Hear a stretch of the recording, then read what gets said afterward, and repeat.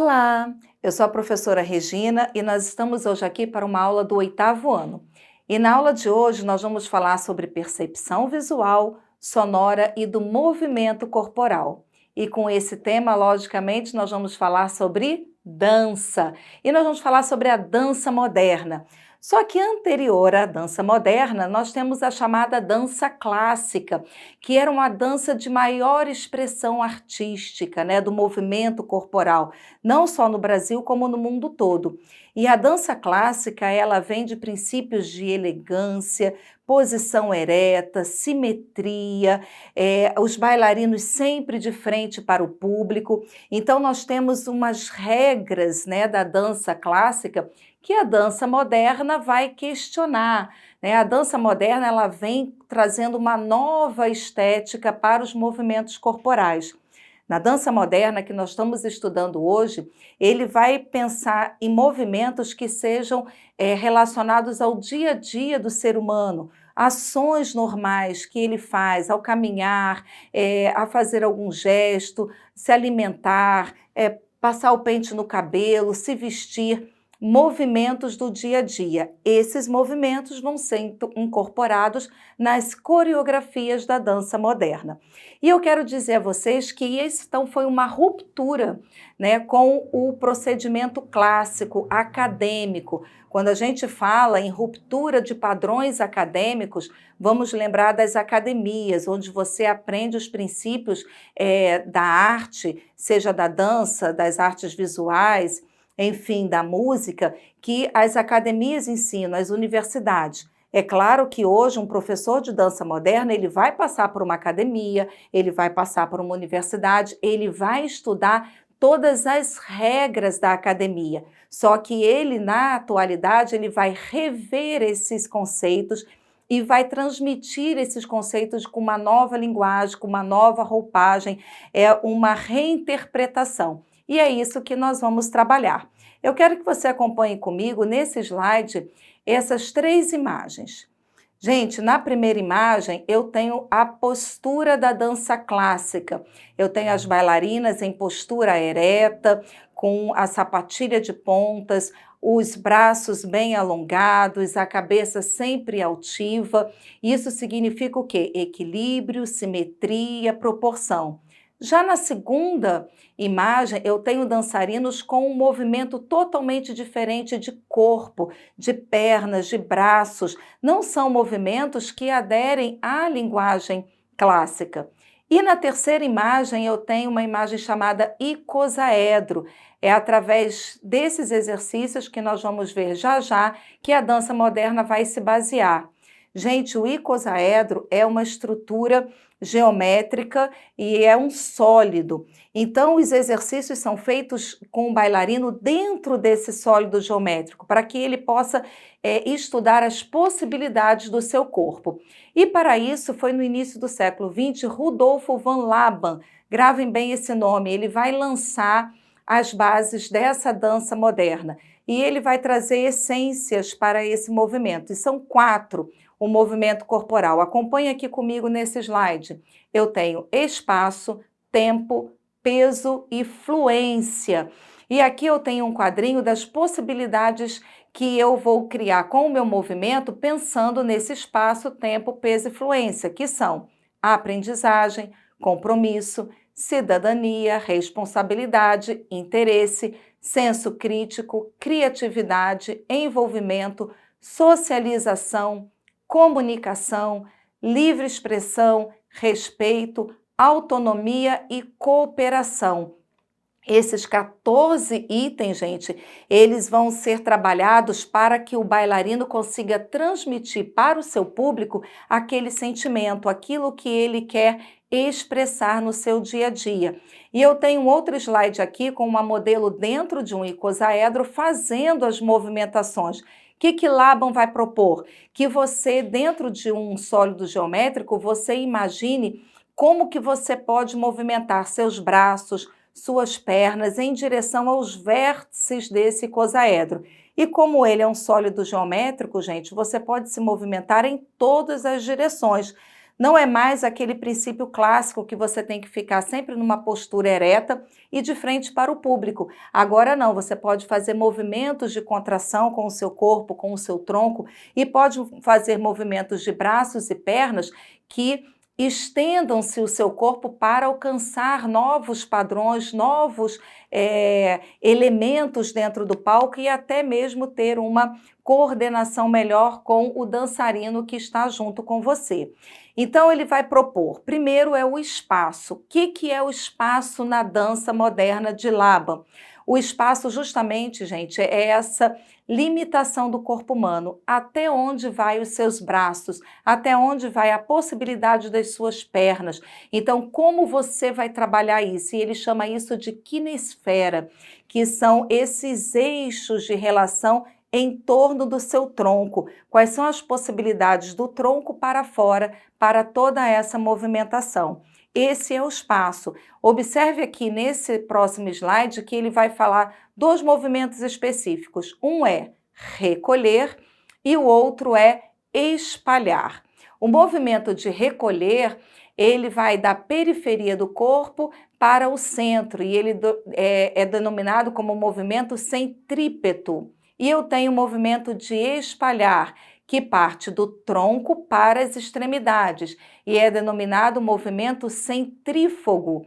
Então, eu posso tanto recolher quanto espalhar. Na dança clássica, eu não tinha isso. A postura era sempre linear, coluna sempre ereta, sempre uma postura elegante de frente para o público. Agora não, eu posso me movimentar em todas as direções, em todo o palco, ao redor do meu próprio tronco. Então eu posso ficar de costas para o público, posso ficar de lado, não preciso mais ficar apenas de frente. Esse é o espaço para Laban. Nós temos também o tempo na dança. E o tempo, gente, é caracterizado pelo movimento, o rápido, o lento, o médio. Então, o bailarino, ele tem que estar pensando como ele vai se movimentar, como é que é o tempo na música que ele está ouvindo. E ele vai trabalhar esse tempo também mudando a agilidade do seu movimento, para rápido ou para lento. Nós temos o peso. O peso vai se dar, gente, pelo o tamanho da força que você trabalha com o seu movimento. Observe nesse slide que eu tenho duas imagens com bailarinos que estão em posições diferentes. E você pode pensar nesse peso ativo, um peso passivo, um peso leve, com graduações, dependendo daquele movimento que você quer expressar. E ele pode ter uma estabilidade ou uma instabilidade. Então, esse é o peso para Laban. Eu tenho peso leve e eu posso ter também, gente, um peso pesado. O leve seria como se fossem as bailarinas do clássico, na ponta dos pés, sempre movimentos suaves, que dá a sensação da leveza, ou como ele trabalha o movimento corporal da atualidade, que eu comentei com vocês, que é o seu dia a dia, eu posso fazer um movimento, por exemplo, de um carinho no rosto de alguém. Então, esse movimento é leve, eu não vou bater, eu vou apenas acariciar. E eu posso ter aquele peso que significa com mais força, que é o peso pesado, como se eu desse um soco em algum lugar, como se eu estivesse martelando algum objeto, ou de repente imitando um elefante andando. Então, o peso, ele vai determinar essa questão da força. E quem vai estar assistindo, o público que está assistindo, ele vai entender essa intenção do artista. E eu tenho também a fluência. E a fluência é como todas as tensões musculares vão ser trabalhadas dentro dessa coreografia.